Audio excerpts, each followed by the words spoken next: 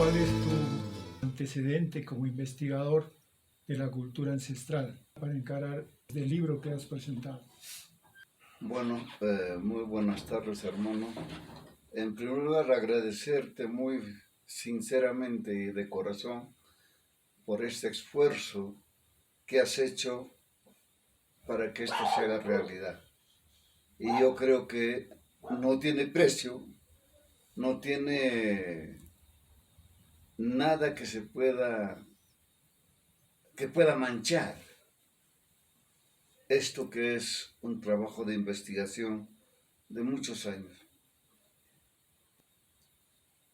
Esta necesidad de mostrar nuestra propia historia desde una lógica de pensamiento propio nuestro nace precisamente en la década del 80, cuando celebramos el primer congreso de los pueblos, de los movimientos indios de América del Sur en particular, donde había la efervescencia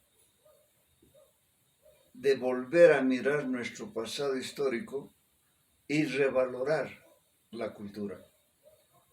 Es en esas circunstancias que se me prendió la mechita cerebral y ya tenía idea de lo que debería ser un trabajo de investigación que muestre precisamente la revalorización cultural de nuestros pueblos ancestrales y milenarios del Tahuantinsuyo. Esta investigación toma su camino en la década del 80, cuando llego yo a Francia, después de una reunión que tuvimos los delegados de los movimientos indios en Naciones Unidas de Ginebra. Y de visita a Francia se me presentó la oportunidad de hacer un doctorado en etnología y antropología. Entonces, cuando ingresé a la postulación de esos cursos de posgrado, dije, aquí puedo materializar todo aquello que vivenció como historia, todo aquello que se ha dicho con los cronistas, los intelectuales europeos y latinoamericanos. Una oportunidad para mostrar la otra cara de nuestra historia a partir de nuestra propia identidad. Y en ese sentido, el libro que se titula ahora El Tahuantinsuyo nace desde las entrañas de lo más profundo de nuestra cultura, manifestada y expresada en su lengua materna, en este caso el quechua, ¿no? Porque a ese nivel también muchos intelectuales han tergiversado los conceptos, han modificado su significación, y esto viene desde la época de los llamados cronistas indios, ¿no? Como Guamán Poma de Ayala, como Salcahuaman y el mismo Garcilaso de la Vega, ¿no? Entonces ellos también se adhieren al mundo cultural occidental y cristiano, porque ellos ya no van a ser la expresión genuina de lo que es o de lo que fue la sociedad tahuantinsuya.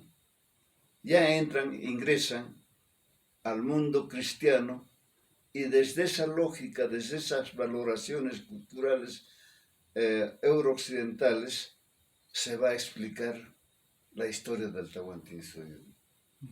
La trilogía cristiana se manifiesta, ¿no? En quechua, cuando dicen, por ejemplo, Anajpacha, Caipacha, Ocupacha, ¿no? Y eso lo han mistificado los intelectuales, yo les llamo los colonizados colonizadores, ¿no? Que no aceptan otra respuesta distinta, diferente, a partir de la visión que podemos haber desarrollado algunos profesionales aymaras, quechuas, y nunca se nos dio la oportunidad de manifestarlo.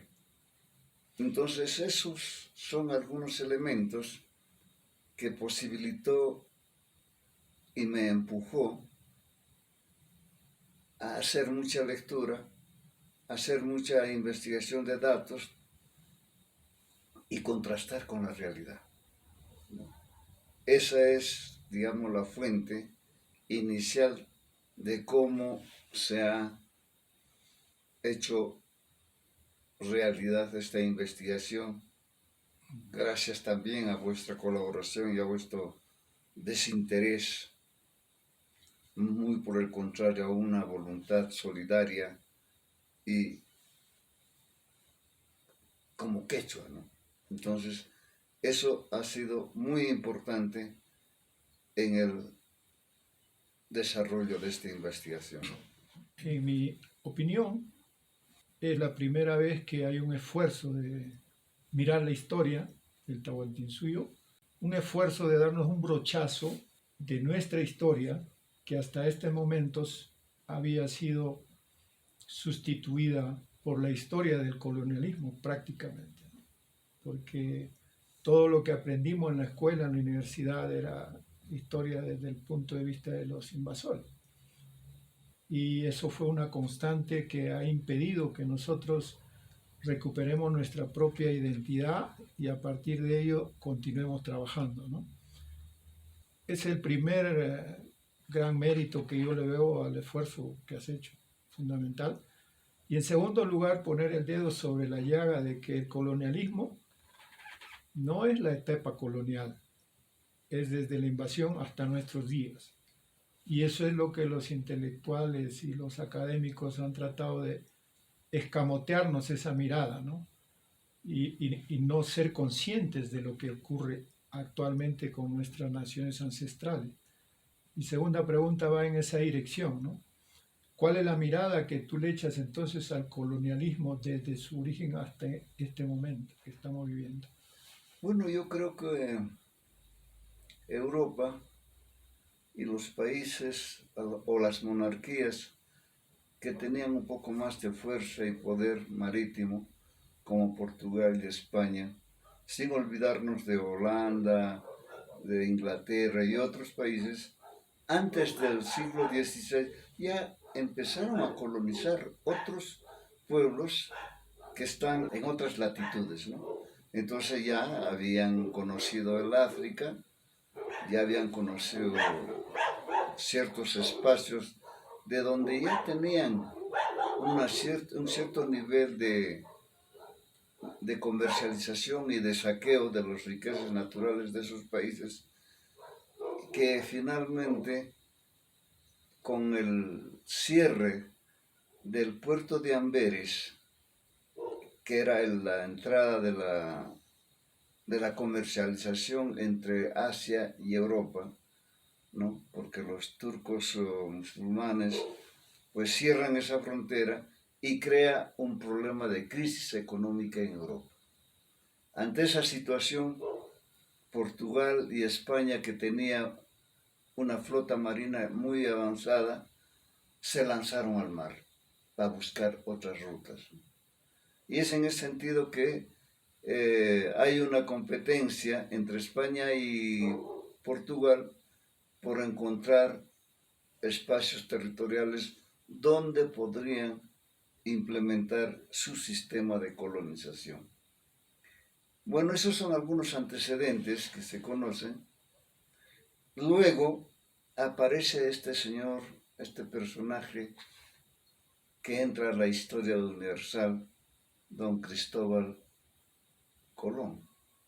Un personaje de cuyo origen se tiene mucha duda y de sus convicciones ideológicas y políticas también. Y es él el que, después de haber hecho una serie de intentos con la monarquía portuguesa, donde fracasa su proyecto de encontrar una ruta para llegar a las Indias y al Asia,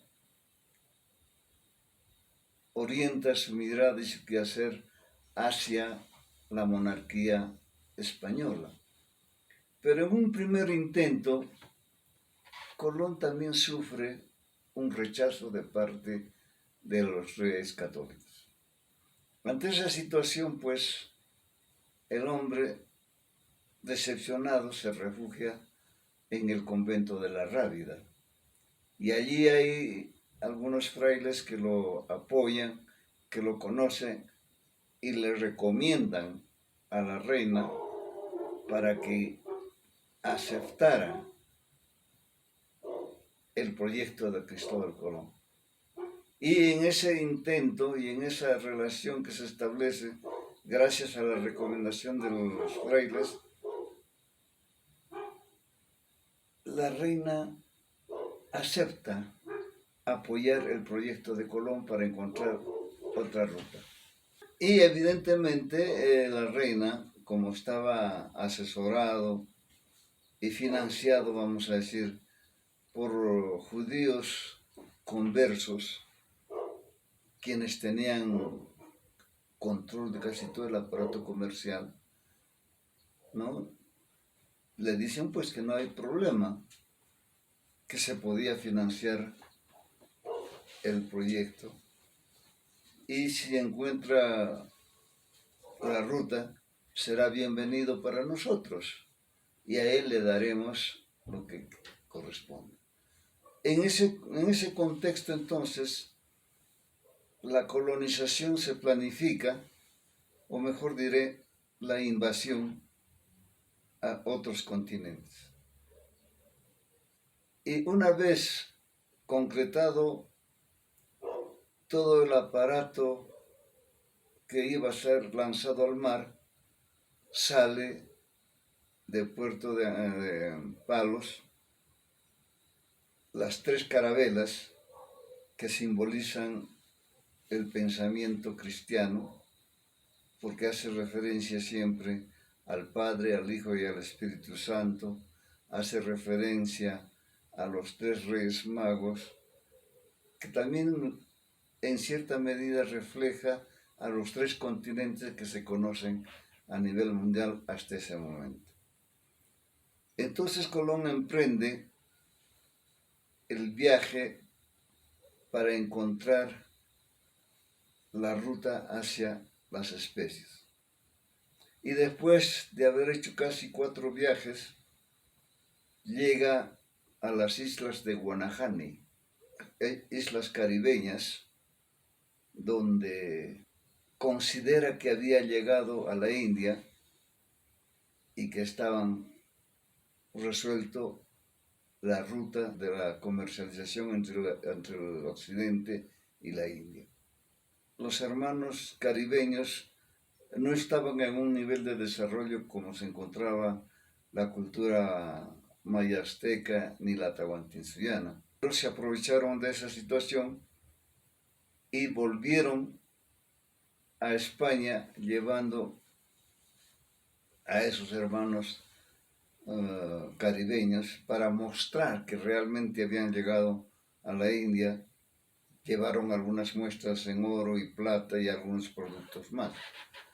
Con eso testimonió la apertura de esa nueva ruta. Y bueno, como es lógico pensar, los reyes católicos se complacieron de esa aventura de Colón y emprendieron institucionalizar su poder en estas tierras. Y es en este sentido que encontramos el inicio, desde 1492 para adelante, un proceso de invasión, no de colonización. La colonización viene después, ¿no? Se invaden territorios, se invaden pueblos, se invaden regiones donde hay gente con mucho desarrollo cultural, con mucha sorpresa para los europeos, de adelanto tecnológico inclusive, con una visión de mundo totalmente diferente a ellos. Es así como se va a empezar la invasión colonial del Nuevo Mundo, cuando las huestes españolas llegan al territorio maya azteca a la cabeza de Hernán Cortés, que todo va a ser violencia, todo va a ser saqueo, porque ese es el mundo en el cual han funcionado las monarquías europeas, porque se consideraban al mismo tiempo personas superiores, vamos a decir, a todos los otros seres humanos existentes en el mundo. Es así como la invasión colonial del siglo XVI llega y tiene su proceso histórico hasta el presente siglo. Hay una frecuente respuesta que he encontrado en algunos intelectuales que defienden a la invasión colonial, argumentando que, puesto que aquí lo que encontraron era un imperio, el imperio de los incas, que invadían y sometían a otros pueblos, pues lo que hicieron los españoles fue lo mismo, solo que esta vez vinieron de Europa. Esa argumentación la he escuchado más de una vez y sobre todo actualmente se ha renovado esa argumentación en toda una corriente de pensadores europeos españoles, ¿no? Que están tratando de limpiar lo que ellos llaman la leyenda negra, de que supuestamente se le ha tejido, ¿no? Entonces, ¿cómo pondríamos en su lugar históricamente las cosas nosotros como tahuantinsuyanos? ¿Existió o no existió el imperio inca?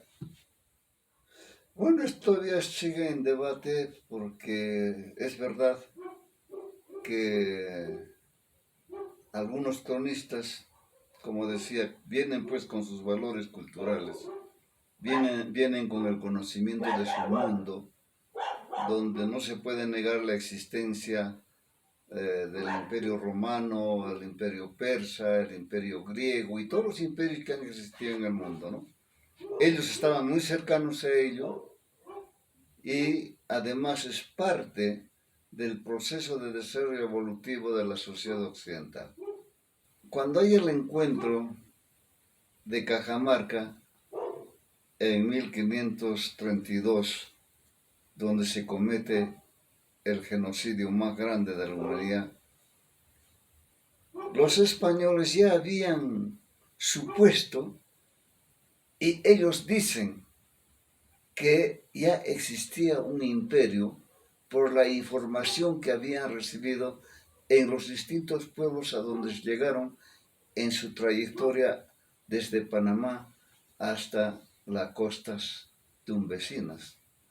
Entonces la idea era encontrar una sociedad imperial, pero que también entra en contradicción. Entra en contradicción en el sentido de que cuando se inicia ya la estructuración del sistema colonial virreinal, van a señalar de que son pueblos salvajes, son pueblos sin cultura.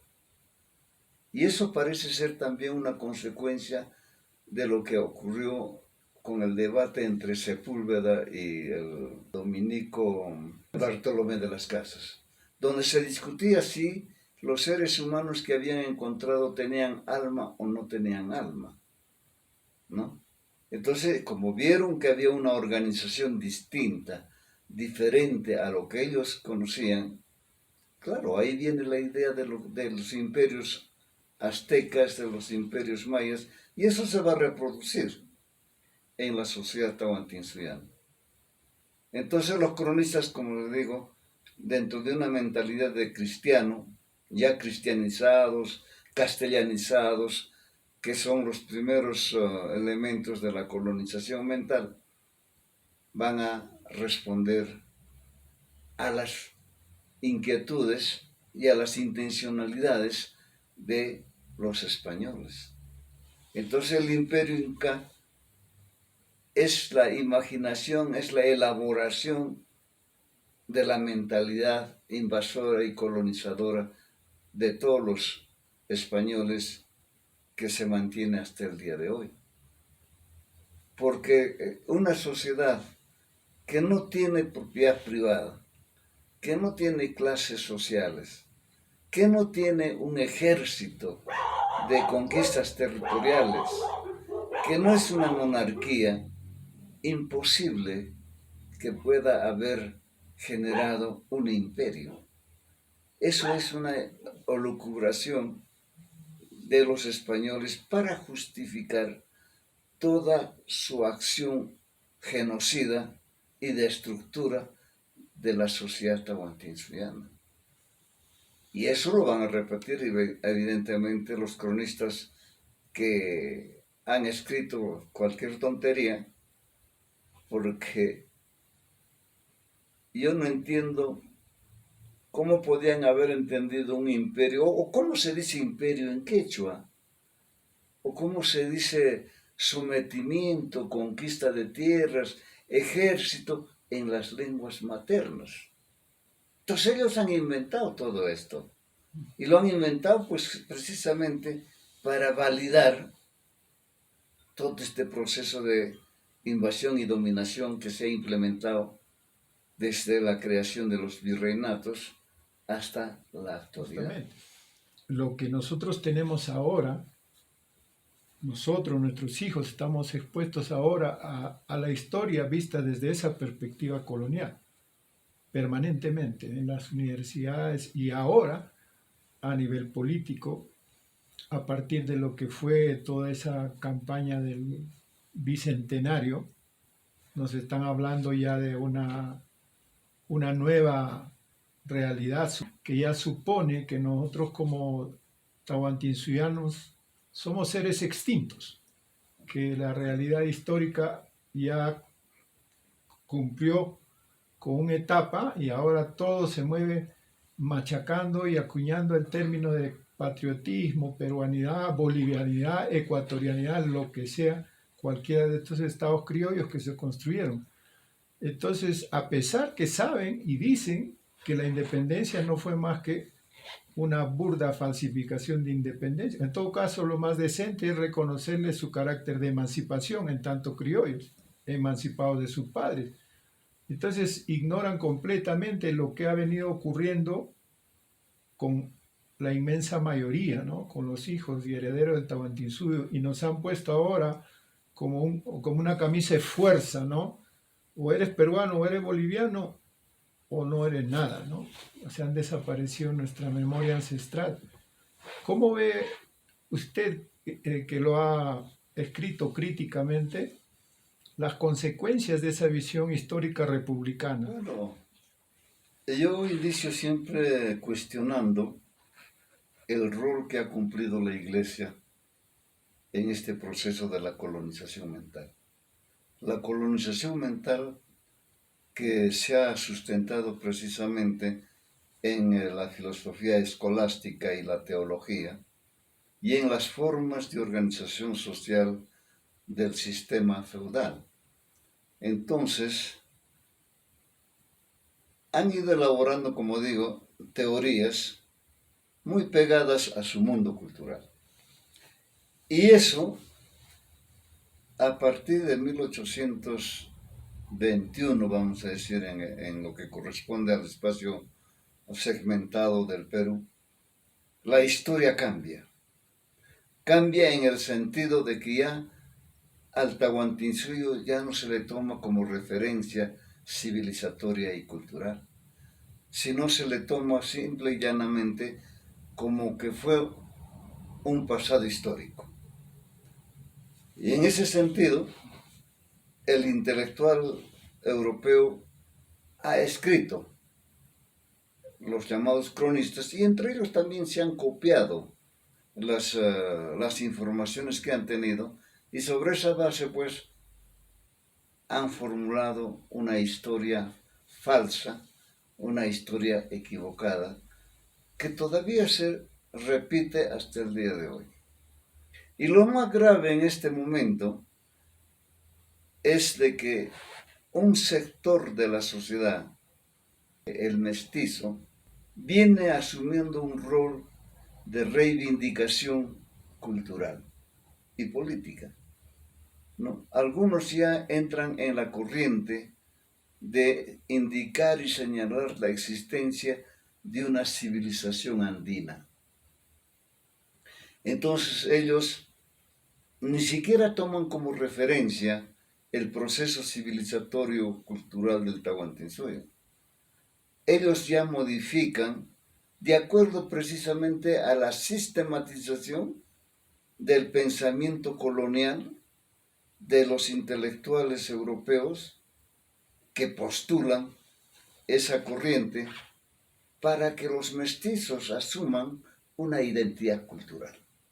Porque el mestizo no tiene una identidad cultural definida, clara, porque sabemos bien también que los mestizos fueron rechazados por sus padres euroespañoles y por sus madres, ya sean quechuas o aymaras, que fueron violadas y forzadas a convertirse en madres forzadas y violentadas por los españoles. Entonces, los mestizos, cuando han sido considerados como un ser social sin mayor reconocimiento ni por españoles ni por indios, han esperado el momento de reivindicarse. Y hoy día se reivindican planteando precisamente ese accionar y ese pensar de que a partir de la invasión colonial, y esto lo dicen muy claramente los mestizos hispanistas, porque hay varias corrientes, andinistas, hispanistas e indigenistas e incaístas, ¿no?, que están pugnando de alguna manera a hacer vivencia de la historia ancestral, y algunos recogen algunos elementos de la sociedad tahuantinsuyana para postularse como los que van a reivindicar y van a liderar definitivamente a los pueblos incásicos, dicen unos, otros dicen al pueblo andino y otros dicen al pueblo indígena.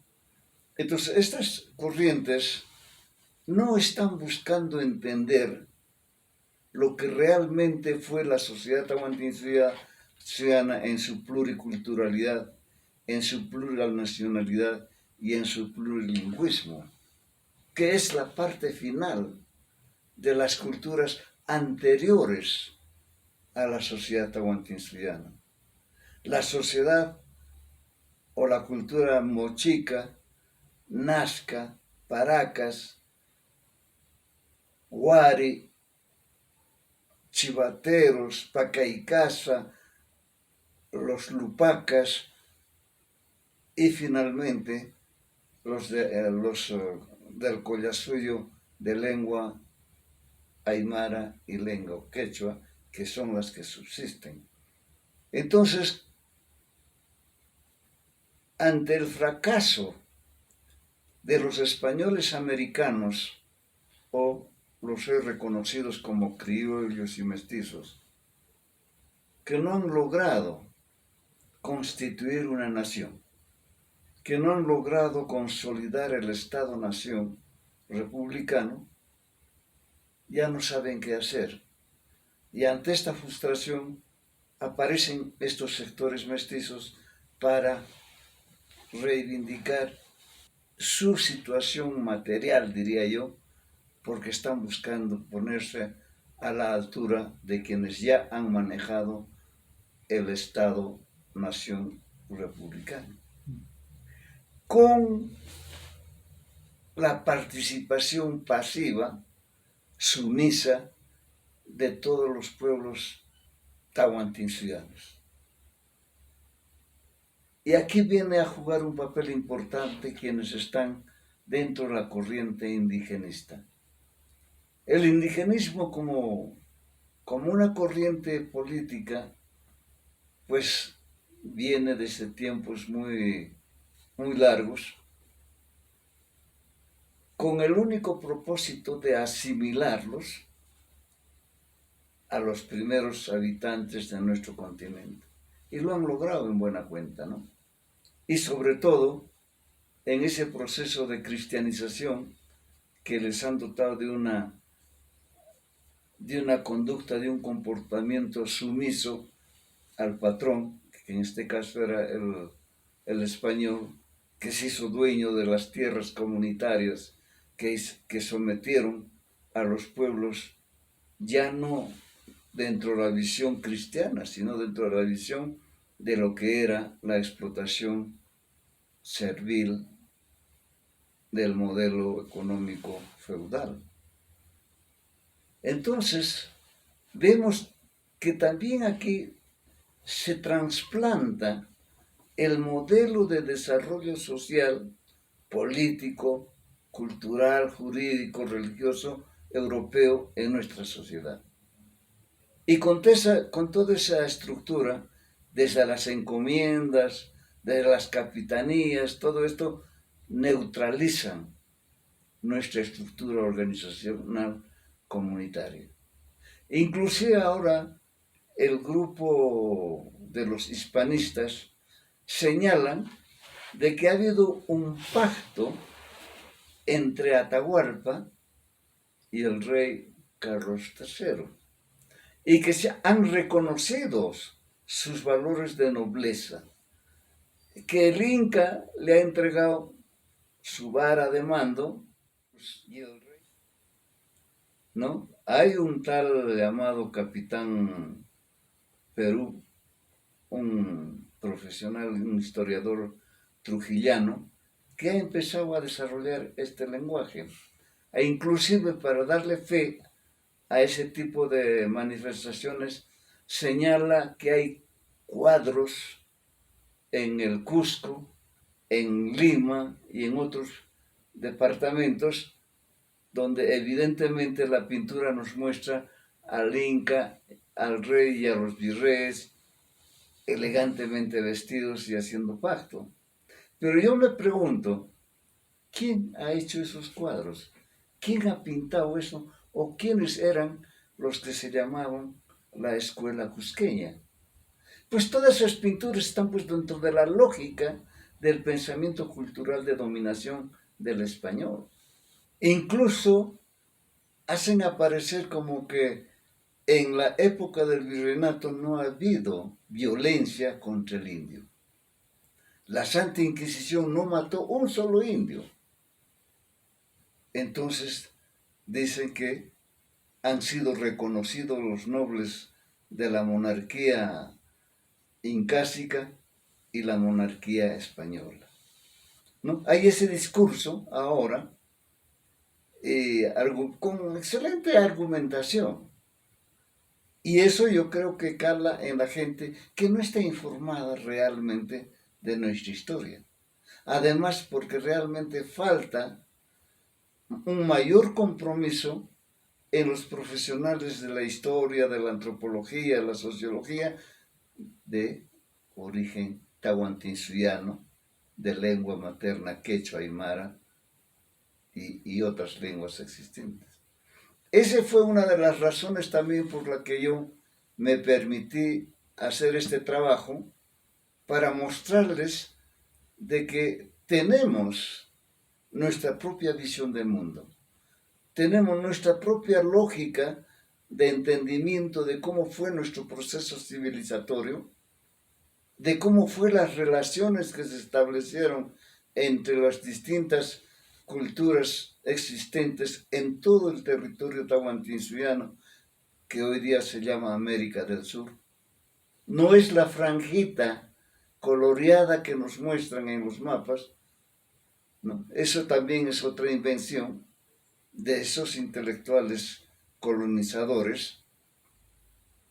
Es otra cosa muy distinta que todavía creo que falta diseñar en la expansión cultural, el encuentro de las culturas ancestrales que fortalecieron y dieron origen al florecimiento cultural tahuantinsuiano. Por ejemplo, otra cosa que no se menciona mucho ni se da a conocer es la existencia del virreinato de Nueva Granada. No se dice nada sobre los pueblos de Colombia, de Panamá, de Venezuela,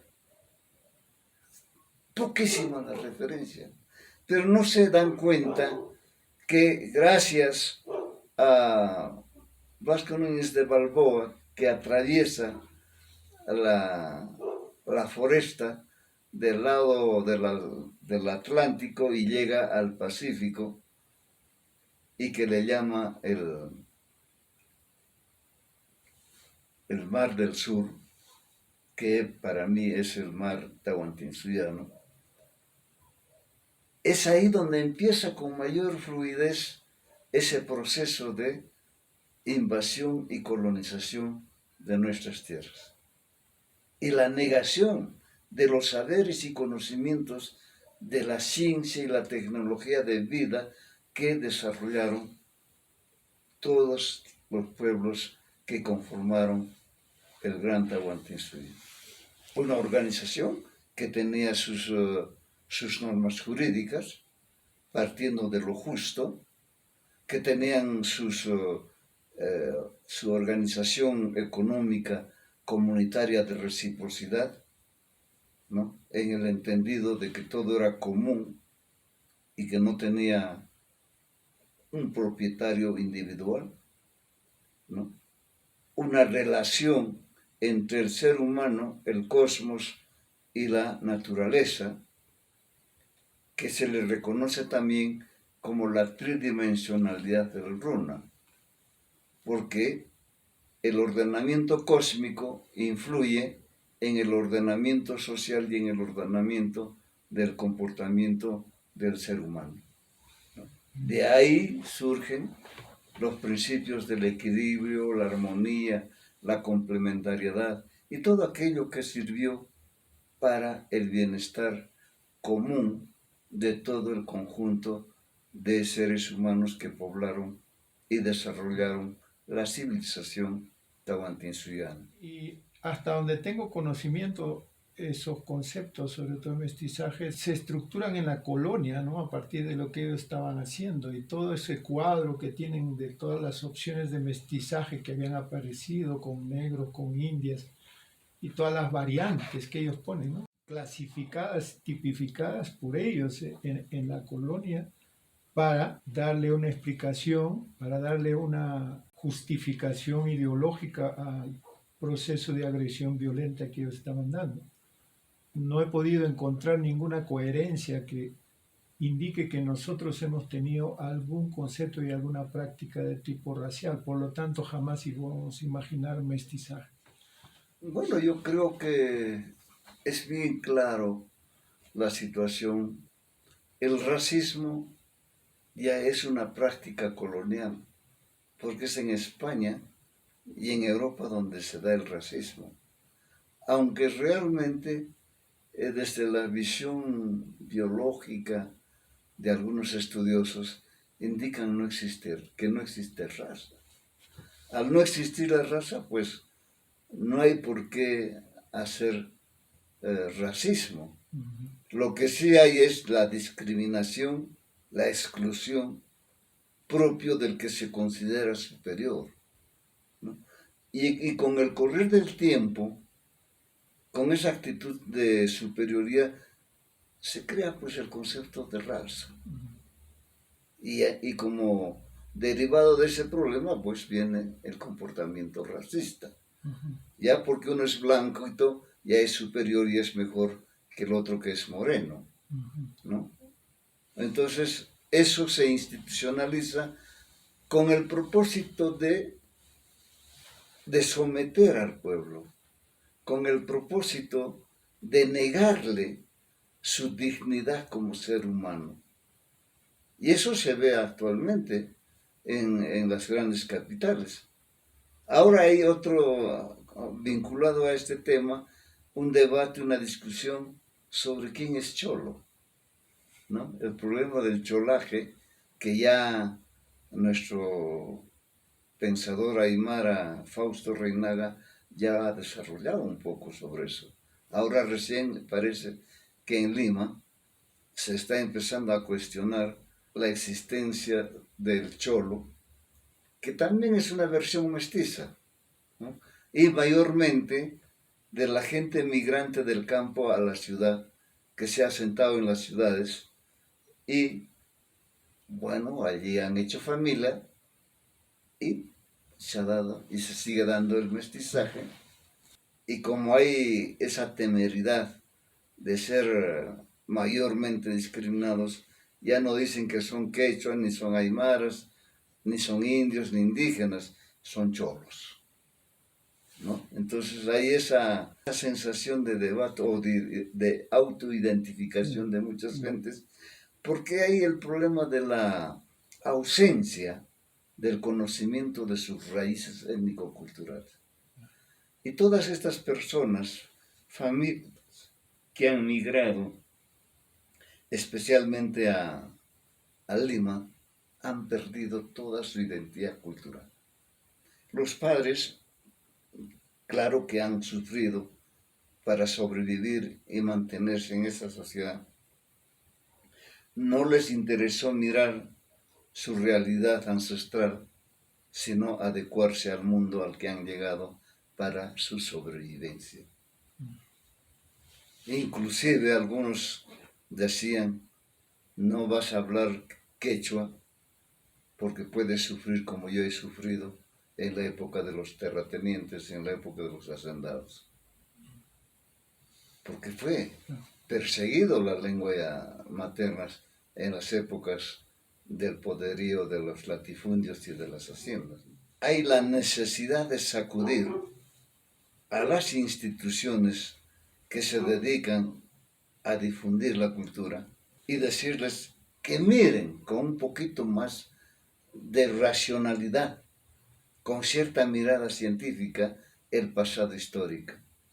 Que sean críticos y que sean también objetivos, pero para ello tienen que conocer la lengua materna.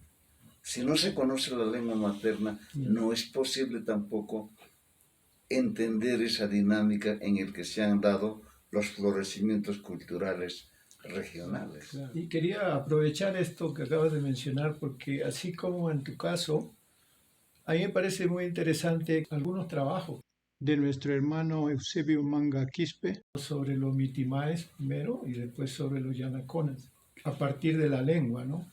Ya. El que entiende la lengua agarra Claro. la cosa y Es más fácil entender el proceso y diferencias inmediatamente la intencionalidad del otro en su narración y en el propósito de esconder la verdadera realidad del otro mundo, ¿no? Por eso es importante que los profesionales quechuas, aymaras, como digo, deben asumir una responsabilidad. Si es que realmente quieren que nuestros pueblos se reivindiquen con honestidad, con dignidad, no que sean meros pongos políticos de quienes aventuran soluciones que son circunstanciales para el beneficio de los partidos clásicos y tradicionales que existen.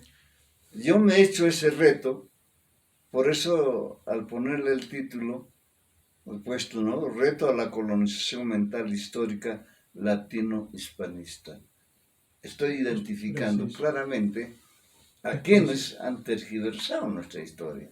Entonces, hay una respuesta que ojalá que en las otras mentes de profesionales empiece a moverse este sentimiento y se pueda encontrar el camino plural que requerimos para reconstituir nuestro Estado confederado de pueblos y naciones como lo fue el Tahuantinsuyo. Yo me siento en casa, en Ecuador, en Perú, aquí, porque como tahuantinsuyano no hago esa distinción. No hago esa distinción si es Perú o Ecuador, porque si empiezo a hacer esa distinción, termino conflictuándome tontamente, ¿no? De esa manera podemos tratar de recuperar poco a poco nuestra hermandad.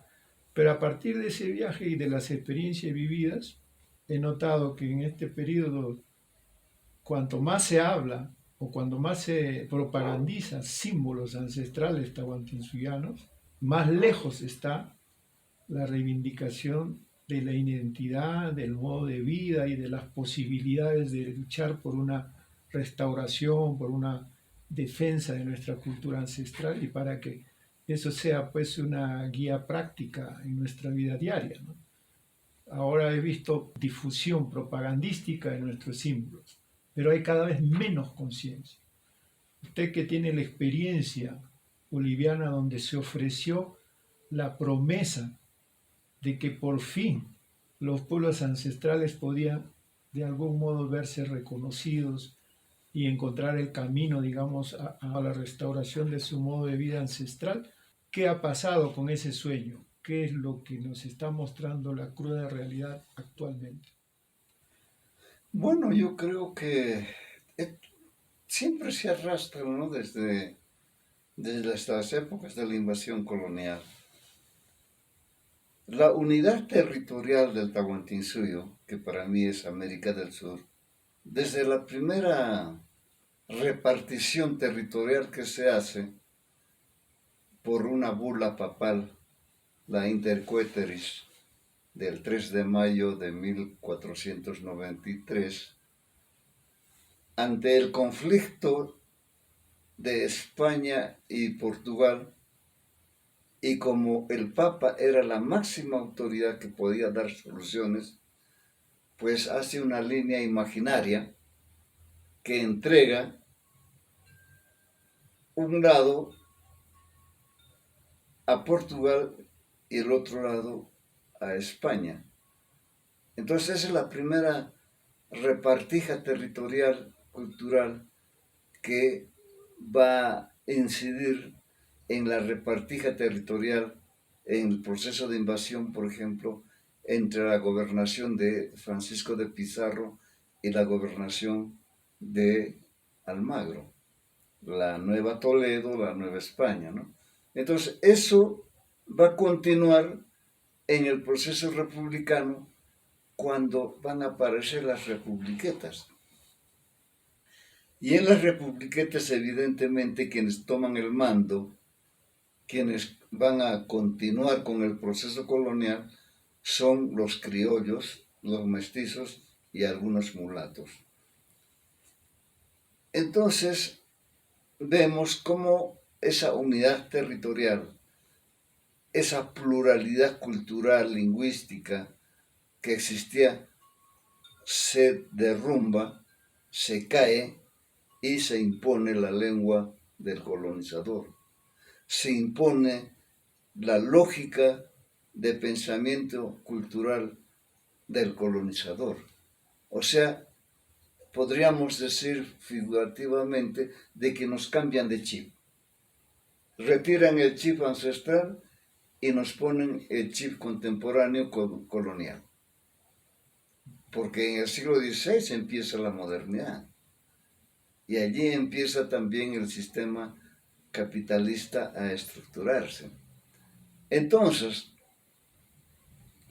para llegar a esta situación en la que se pensó que Bolivia podía ser un modelo, podía ser un ejemplo de reivindicación de lo ancestral, fue gracias también a los movimientos que fueron de sacrificio y de heroísmo, tanto de los quechuas, de los aymaras, de los amazonenses, que se enfrentaron a los terratenientes. Como es ahí precisamente donde nace en la década del 20, 30 del siglo XX, la corriente indigenista que actúa con una posición paternalista que desde el Congreso de Ipazú en México, los gobiernos van a instalar pequeñas oficinitas para atender los problemas del indio. Pero todo esto en el proceso de avance también de la dominación extracontinental se olvida. Y las leyes y las normas que se van a implementar en la República van a ser también muy draconianas contra la voluntad de los primeros habitantes de nuestro continente.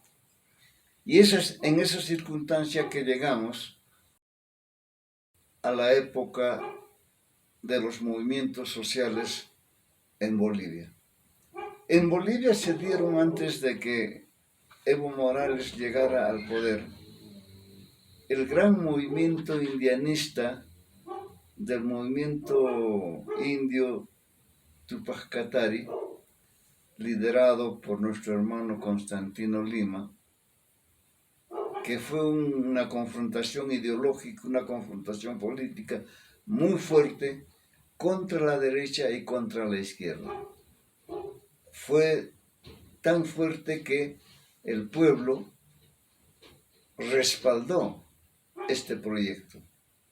Pero al frente teníamos una estructura política de la izquierda y de la derecha que en alianza no posibilitaron ni permitieron que este movimiento indio surja con fuerza y tome el poder. A pesar de que habían las condiciones materiales, no era posible porque la corrupción fue un elemento importante para destruir a estas organizaciones. Lo mismo ocurre en el Perú, porque era Bolivia, Perú y Ecuador los que expresaron con profundidad el compromiso de los movimientos indios para cambiar esta estructura colonial y para emprender el proceso de la revalorización cultural del Tahuantinsuyo. Entonces, la derecha aquí toma fuerza y bueno, también hay que entender de que los gobiernos militares, como el de Banzer, han sido muy fuertes, que eliminaron muchísima gente.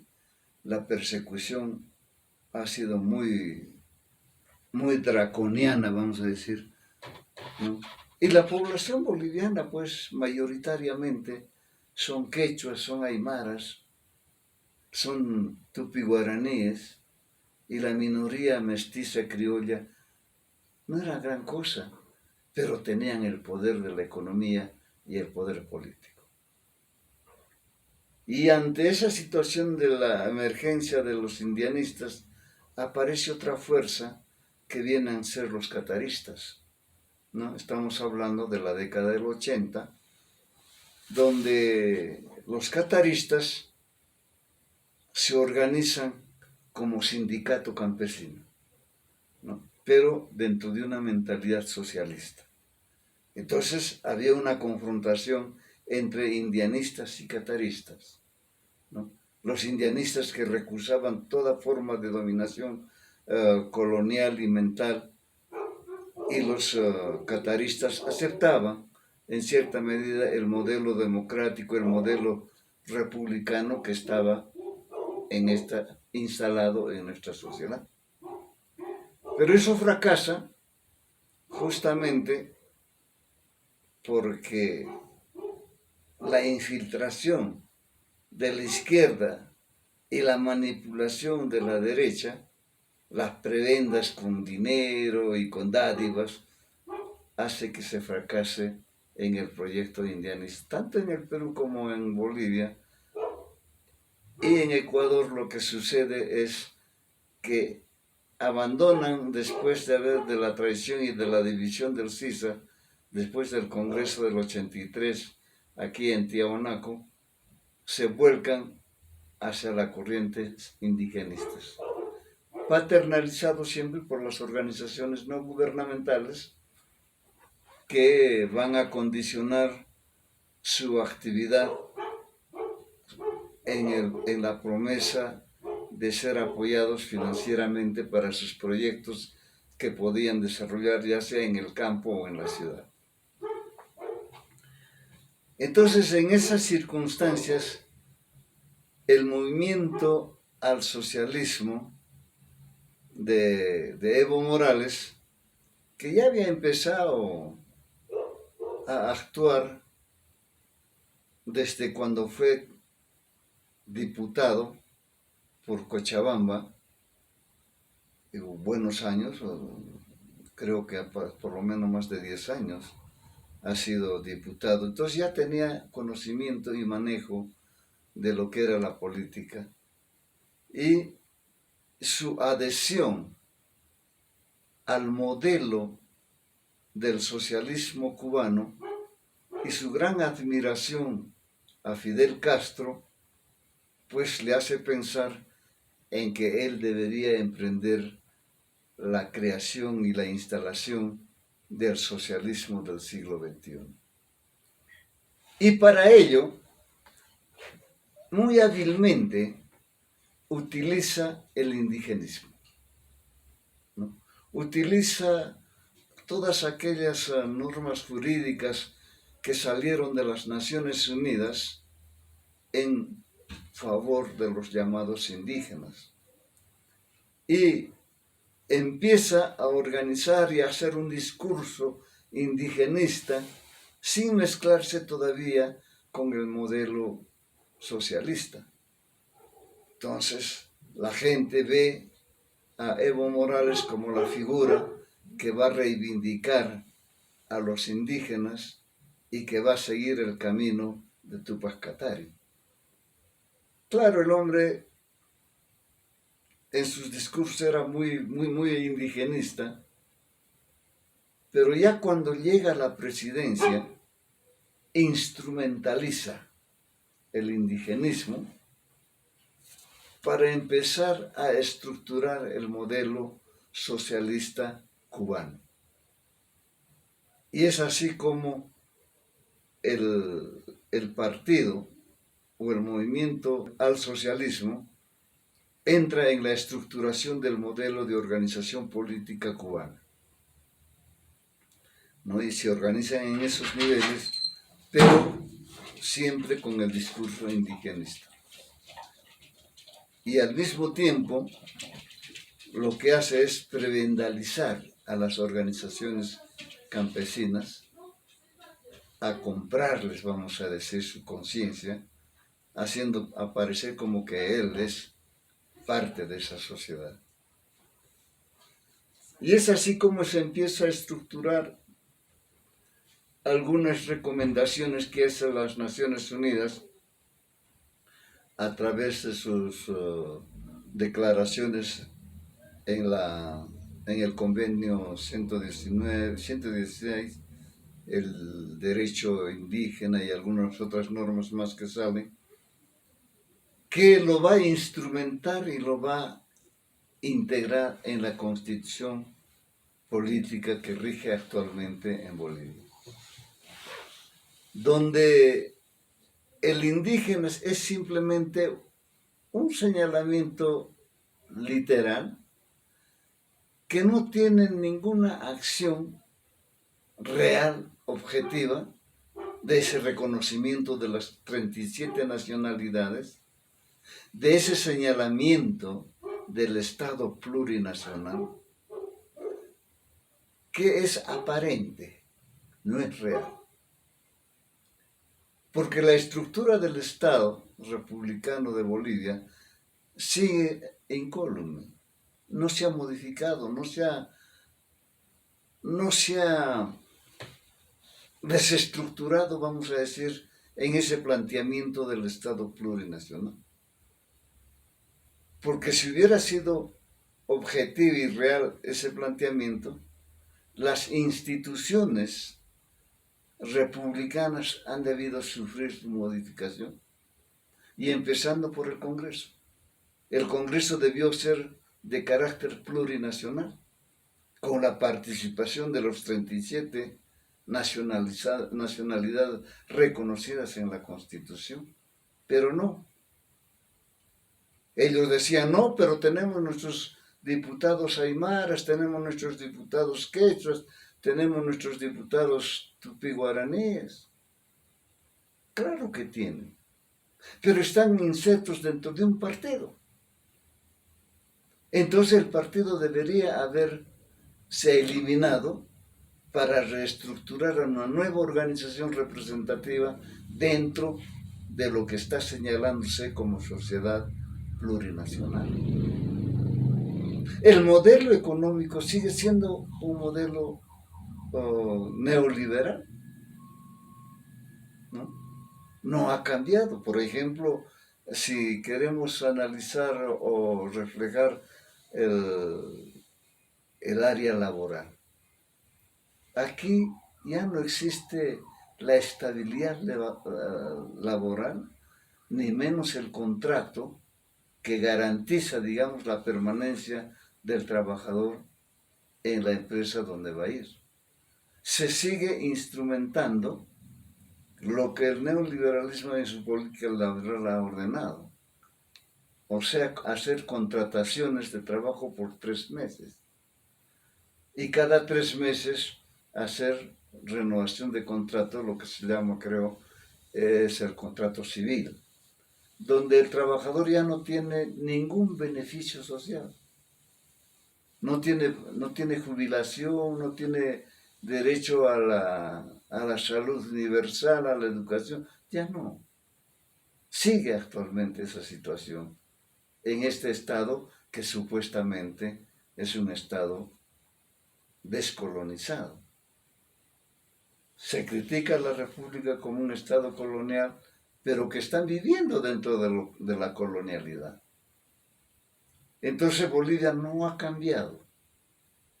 Bolivia sigue en la estructura del colonialismo interno de carácter republicano, inmerso dentro de lo que se viene a denominar el capitalismo dependiente subdesarrollado que prima en toda América Latina. Bueno, viendo esta cruda realidad y habiendo observado una serie de fenómenos comunes en Perú, Bolivia y Ecuador respecto a las comunidades ancestrales prácticamente en proceso de extinción, los descendientes, los hijos del Tahuantinsuyo, estamos ante una imperiosa necesidad ya no solo de reflexionar todos estos temas, sino pasar a otro tipo de práctica social, individual y colectiva, ¿no?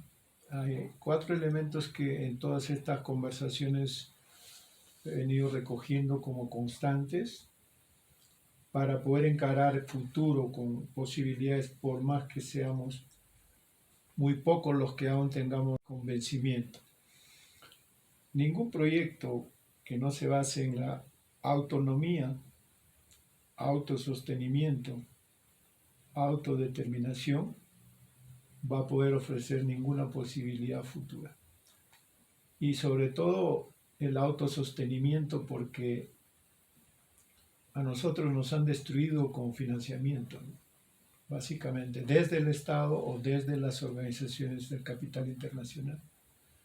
Entonces es un reto para nosotros cómo construir el camino dentro del Pachacuti en el que estamos, ¿no? Es un reto en el sentido de que hay que proponer soluciones mucho más prácticas y abandonar la retórica de los discursos, ¿no? O sea, como que ese tema debe dar paso ya a las formas de implementación práctica a partir de las unidades incluso familiares, ¿no? Y cómo poco a poco ir plasmando esa recuperación de nuestros valores ancestrales de los abuelos y con eso construir algo. ¿Cómo ves en ese sentido las posibilidades y qué cosa es lo que nos puedes proponer, sugerir a futuro para que el movimiento de los pueblos ancestrales del Tahuantinsuyo tengan posibilidades de resucitar prácticamente como el ave fénix, ¿no? Sí, yo creo que en ese sentido, como decía, se ha tenido como primera experiencia la insurgencia de los movimientos indios, que en esa época de la década del 80, 90, se iba constituyendo, se iba consolidando como una respuesta política en estos 3 países.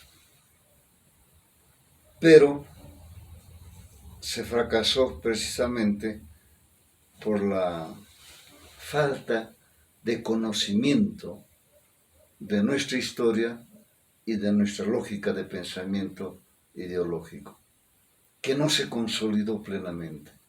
Entonces es tiempo de invocar a los hermanos que están constituyendo sindicatos, federaciones, organizaciones indígenas, a que vuelvan a mirarse en su interior y al mirarse en su interior, que reflexionen en el cómo se ha desarrollado nuestra sociedad ancestral y cómo estando en una sociedad de florecimiento, de satisfacción material y espiritual, viene otro agente que destruye ese bienestar para someternos al sufrimiento, que nos somete a la negación de nuestros derechos fundamentales como seres humanos. Y para eso yo creo que hay necesidad de leer un texto que te invite a reflexionar en eso. Aunque considero que este es un primer trabajo que está en ese sentido, porque ha sido escrito y ha investigado con esa convicción de llegar a transformar la conciencia colonial en una conciencia de rebelión y de descolonización.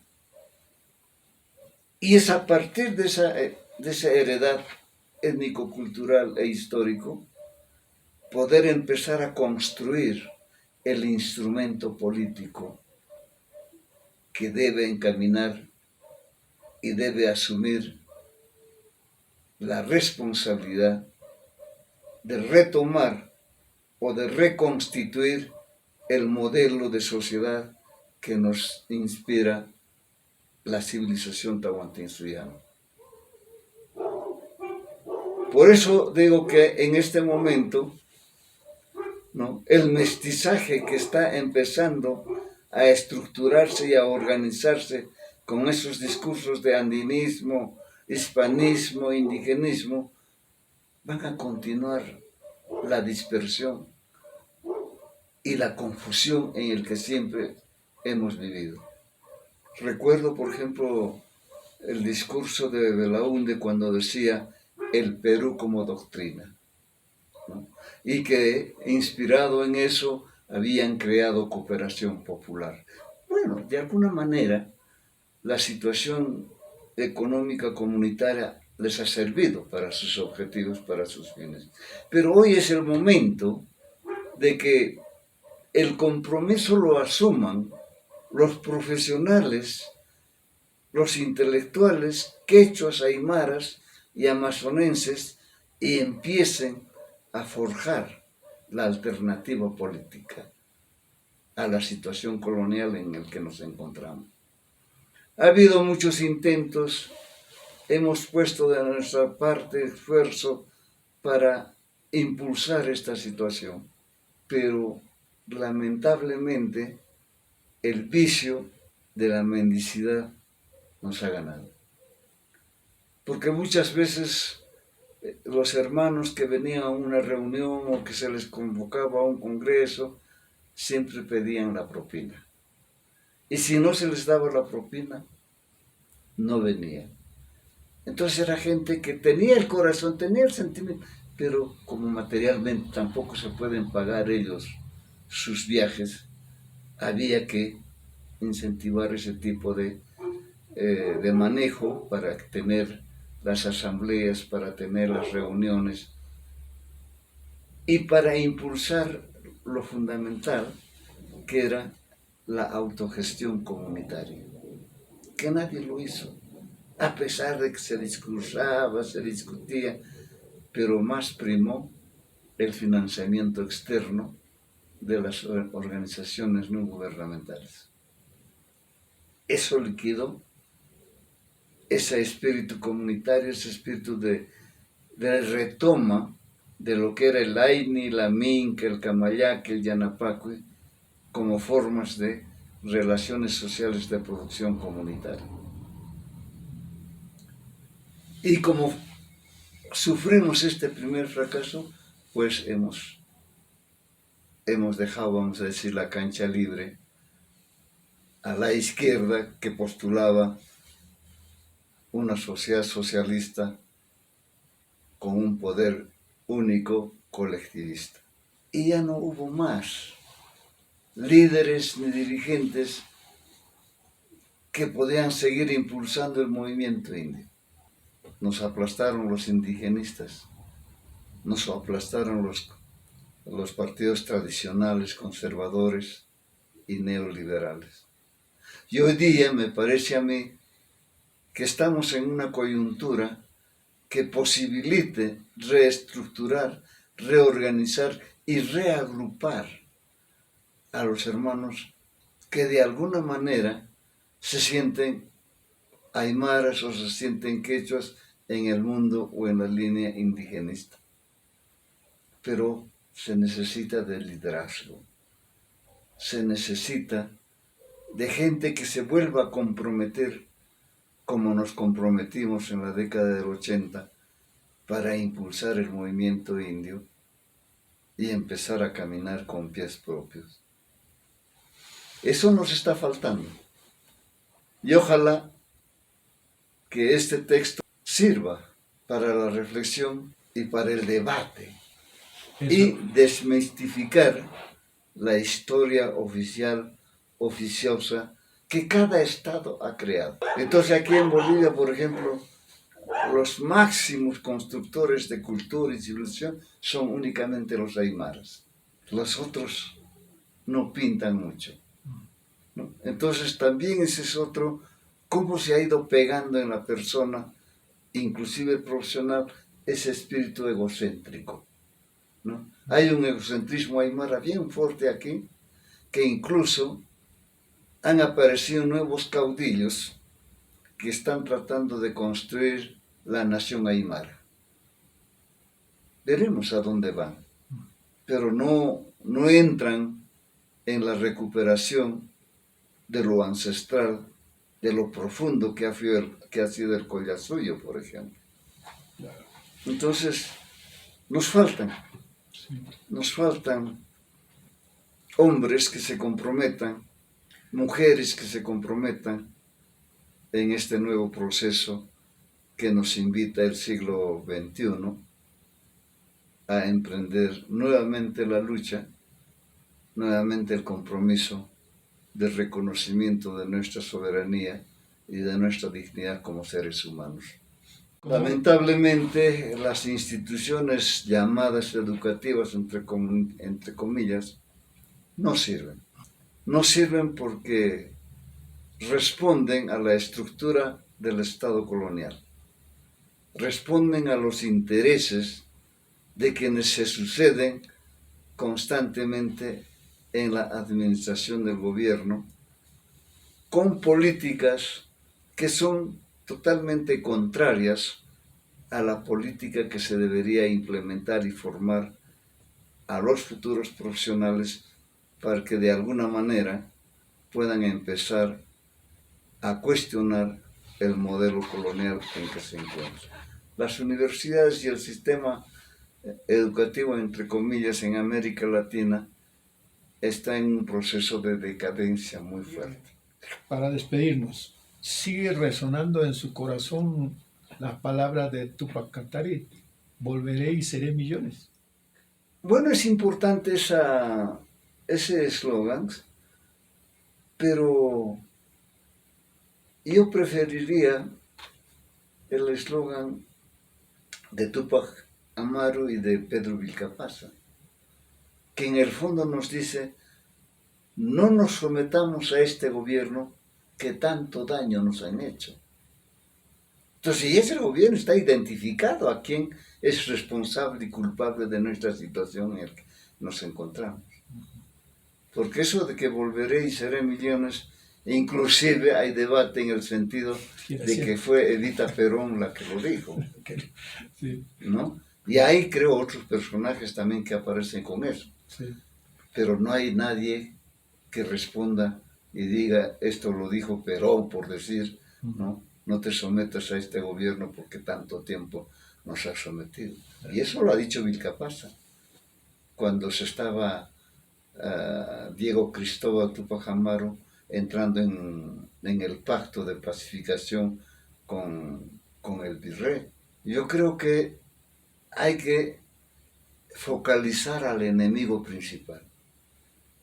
Y ese es el gobierno, sea de cualquier partido, pero es el mismo, con diferente vestidura, ¿no? Entonces nos conviene a nosotros seguir en esa lógica de la reivindicación o en la insurgencia política que planteó Túpac Amaru, ¿no? Claro.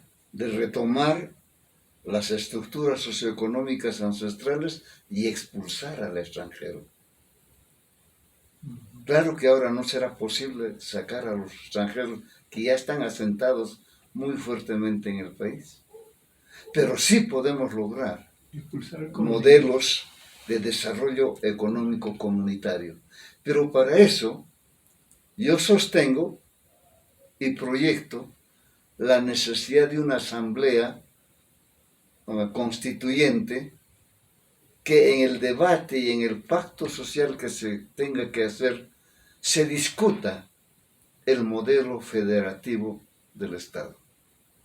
Y para ello es necesario pensar, como lo estoy planteando, de que debe haber 8 estados federales con plena autonomía y autogestión comunitaria. Que cada estado federativo regional sea responsable de su desarrollo, de la proyección que tienen para explotar sus recursos naturales, para hacer sus transacciones comerciales nacionales e internacionales, para desarrollar su propia economía de carácter comunitario. Solamente a partir de eso se puede dar un vuelco, se puede dar una transformación al modelo colonial en el que nos encontramos. Y esto ya tiene antecedentes. En el Perú ya se han presentado varios proyectos de ley que buscaban la federalización del Perú.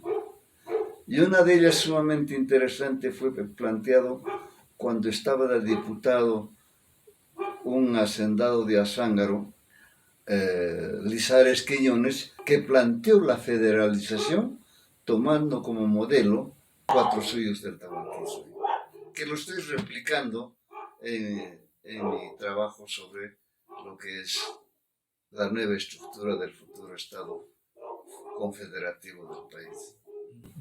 Esa es, creo yo, la solución a los grandes problemas que nosotros tenemos en Perú y en América del Sur. Porque inclusive esto debe impulsarnos nuevamente a encontrar el camino del segundo Tahuantinsuyo dentro del espíritu confederativo en los países donde somos todavía mayoría poblacionalmente hablando. Esto implicaría lo que Santa Cruz había intentado hacer con la Federación Peruano-Boliviana, ¿no? Entonces, Ecuador, Perú y Bolivia. Pero tenemos que sacarnos de la mente el espíritu individualista, el espíritu egocéntrico, unitarista, y emprender el nuevo camino de bienestar para el siglo XXI, como un reto a los paradigmas contemporáneos que, partiendo de nuestra propia realidad ancestral, nos las modifican, las endulzan y nos las venden como una alternativa de eso.